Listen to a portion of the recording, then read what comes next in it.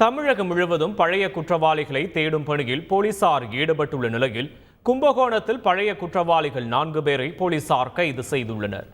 Kumbakonam பாத்திமாபுரத்தில் Alex என்பவரின் வீட்டில் கடந்த 5ஆம் தேதி போலீசார் அதிரடி சோதனையில் ஈடுபட்டனர்.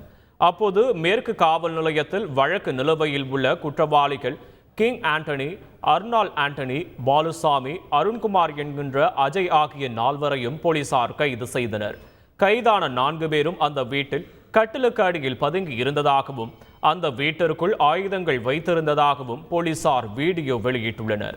வீட்டின் உரிமையாளர் அலெக்ஸ் மீது பல்வேறு வழக்குகள் நிலுவையில் உள்ளதாகவும் சரித்திர பதிவேடு குற்றவாளி பட்டியலில் இருக்கும் அவரின் அலெக்ஸின் நடவடிக்கையை கண்காணித்து வருவதாகவும் போலீசார் தெரிவித்துள்ளனர்.